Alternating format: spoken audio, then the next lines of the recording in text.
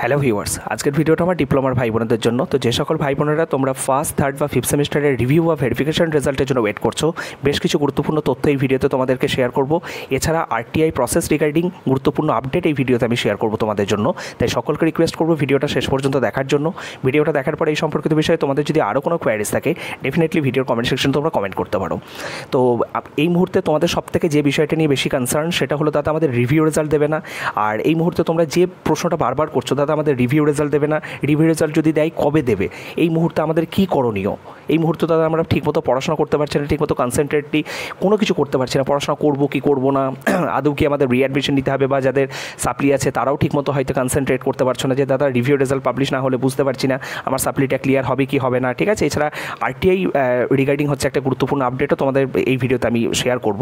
তাই পরপর আপডেটগুলো পাওয়ার জন্য ভিডিওটা তোমাদেরকে কিন্তু শেষ পর্যন্ত দেখতে হবে। তো দেখো, যারা রিভিউর জন্য তোমরা রিভিউ রেজাল্টের জন্য ওয়েট করছো, ঠিক আছে, তাদেরকে আমি একটা কথা বলে রাখি যে তোমরা 200% শিওর থাকো যে তোমাদের রেজাল্ট কিন্তু পাবলিশ হবে। ঠিক আছে, যার যেটাই রেজাল্ট হোক না কেন, সেটা মাইনিয়র কিছু স্টুডেন্টের রেজাল্টের পরিবর্তন হোক, ঠিক আছে, আমি বলছি 1% রেজাল্টের পরিবর্তন হোক বা 2% রেজাল্টের পরিবর্তন হোক, যাই পরিবর্তন হোক না কেন, রিভিউ রেজাল্ট যে বেরোবে এ সম্পর্কে কোনো সন্দেহ নেই।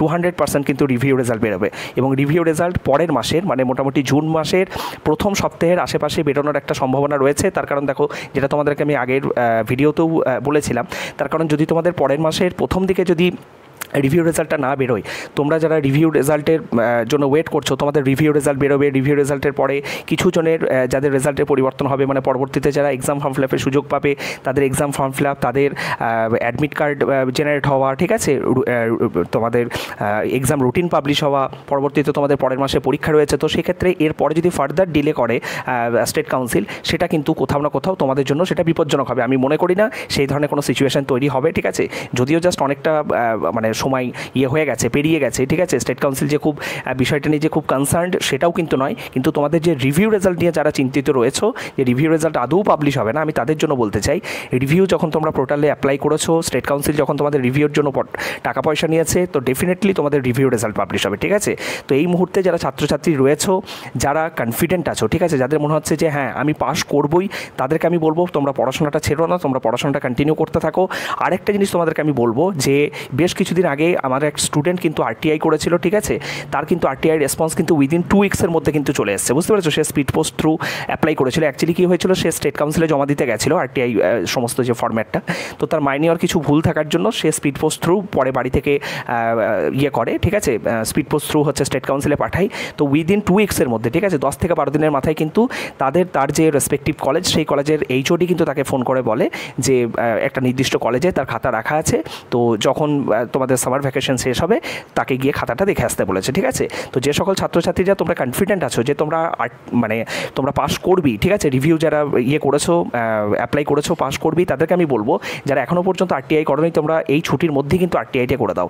আরটিআই করার জন্য খুব বেশি টাকা পয়সা খরচা হয় না, মাত্র 10 টাকার একটা নন জুডিশিয়াল পেপারে তোমাকে সমস্ত কিছু লিখতে হবে। ফরম্যাট আমার চ্যানেলে দেওয়া আছে, চাইলে তোমরা দেখে নিতে পারো।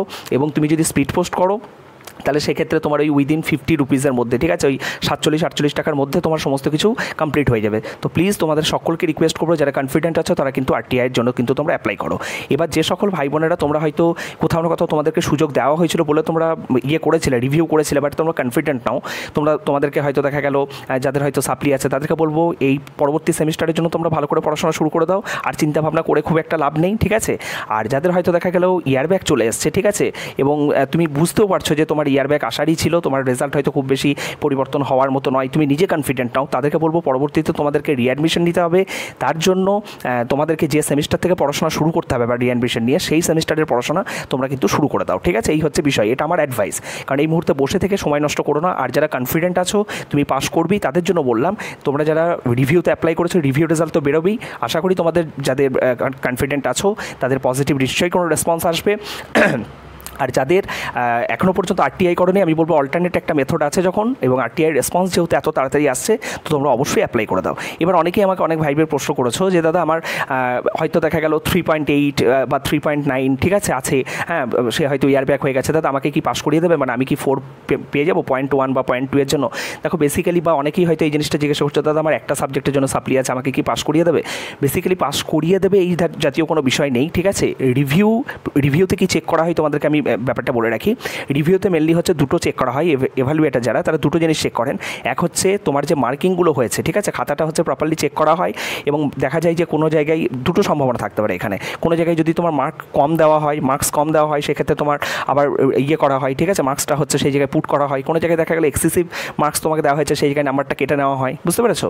এবার দেখা গেলো এটা একটা কাজ করা হয়, মানে রিএভালুয়েশন হয়। তার সঙ্গে আরেকটা যেটা জিনিস হয় যে প্রিভিয়াস যে এভালুয়েটার খাতাটা দেখেছিলেন সেখানে যে নাম্বারগুলো প্রোভাইড হয়েছিল, ঠিক আছে, তার ধরো দেখা গেলো কোনো পার্টিকুলার জায়গায় কোনো কিছু তেমন কিছু চেঞ্জ হয়নি, তো তাকে কী করা হয়, স্ক্রুটিনি করা হয়, ঠিক আছে, যে তার যেখানে নাম্বারগুলো দেওয়া হয়েছিল সেগুলো অ্যাডিশনে ঠিক আছে কিনা, যোগে ঠিক আছে কিনা। অনেক সময় কী হয়, যোগে হয়তো ভুল হয়, কারণ যারা এভালুয়েটার খাতা চেক করে অনেক খাতা তাদের দেখতে হয় অল্প সময়ে, ঠিক আছে, তো যার জন্য অনেক সময় হয়তো ভুলভ্রান্তি হয়, তো সেগুলোই মেনলি কিন্তু চেক করা হয়। তো রিভিউ যারা অ্যাপ্লাই করেছো তাদের কিন্তু দুটো সম্ভাবনাই থাকতে পারে, ঠিক আছে, যেহেতু খাতাটা প্রপারলি চেক হবে আবার মানে নতুন করে, তো সেক্ষেত্রে রিএভালুয়েট যেহেতু হবে সেক্ষেত্রে তোমার নাম্বার কমতেও পারে, নাম্বার বাড়তেও পারে। আর যদি আগে তোমার খাতা যদি সঠিকভাবে চেক হয়ে থাকে সেক্ষেত্রে নাম্বার বাড়ার কিন্তু কোনো সম্ভাবনা নেই, ঠিক আছে। আর পাস করিয়ে দেবে এটা কিন্তু সম্পূর্ণ ভুল একটা ধারণা। তবে বেস্ট অন মাই এক্সপিরিয়েন্স এবং প্রিভিয়াস তোমাদের 2022 ফিফথ সেমিস্টারের যারা দাদা দিদি, ঠিক আছে, তাদের যখন রিভিউ পোর্টাল ওপেন করা হয়েছিল স্পেশাল রিভিউ, বা 2023-এও তোমাদের যখন রিভিউ পোর্টাল ওপেন করা হয়েছিল, খুব মাইনিয়র কিছু স্টুডেন্টের কিন্তু রেজাল্টের পরিবর্তন হয়েছিল। বেশিরভাগ ছাত্রছাত্রীদের রেজাল্টের কিন্তু কোনো ধরনের কোনো পরিবর্তন হয়নি, এমনকি তাদের রেজাল্ট শোই করেনি। তো রিভিউ রেজাল্ট বের হওয়ার পর যাদের রেজাল্ট শো করবে না, তোমরা বুঝতেই পারছো যে তাদের কিন্তু রেজাল্টের কোনো ধরনের পরিবর্তন হয়নি, মানে যাদের রেজাল্টের পরিবর্তন হয়নি তাদের রেজাল্ট শো করবে না। যাদের রেজাল্টের মাইনিয়র কিছু হলেও চেঞ্জ হয়েছে তাদের রেজাল্টে শুধুমাত্র শো করবে। তাই তোমরা যে রিভিউ রেজাল্ট মানে যারা রিভিউ করেছো, ঠিক আছে, সবাই যে একটা বিশাল এক্সপেকটেশনস নিয়ে তোমরা এই মুহূর্তে বসে থাকবে সেটাকে কিন্তু আমি কখনোই বলবো না। যারা কনফিডেন্ট আছে, আমি বারবার এই কথাটা বলছি, যারা মনে হচ্ছে সঠিক লিখে এসছো, হয়তো তোমার সাথে কোনোভাবে হয়তো মিস এভালুয়েশন হয়েছে যার জন্য তুমি হয়তো পাস করতে পারোনি পার্টিকুলার কোনো একটা সাবজেক্টে, তারা এই মুহূর্তে পড়াশোনাটা চালিয়ে যাও এবং তার সাথে পাশাপাশি আরটিআই না করে থাকলে আরটিআই করো এবং রিভিউ রেজাল্টের জন্য তোমরা ওয়েট করো। বাকিদের ক্ষেত্রে বলবো খুব বেশি আশা না রেখে এই মুহূর্তে তোমরা যারা শুধুমাত্র সাপ্লি আছে তারা পরবর্তী সেমিস্টারের জন্য খুব ভালো করে পড়াশোনা শুরু করে দাও, যাতে এই ঘটনা আবারও রিপিটেডলি না হয়। তোমার এন্ড থেকে তোমার 100%টুকু দাও পরবর্তী সেমিস্টারগুলোর জন্য, এইটুকুই বলবো। আর যাদেরকে কোথাও না কোথাও ইয়ার ব্যাক চলে এসছে তাদেরকে বলবো পরবর্তী সেমিস্টারের জন্য তোমরা নিজেদের মানসিক প্রস্তুতি নিয়ে আস্তে আস্তে এগিয়ে যাও, ঠিক আছে, এইটুকুই তোমাদের বলবো। তো ভিডিওটা অনেকটা লম্বা হয়ে গেল, আর বেশি কিছু বলবো না। এই মুহূর্তে সকলে যেভাবে তোমাদেরকে আমি গাইড করলাম, যেভাবে যে স্টুডেন্টদের যেটা এই মুহূর্তে করণীয় সেটাই তোমরা করো। সকলে ভালো থেকো, সুস্থ থেকো, থ্যাংক ইউ।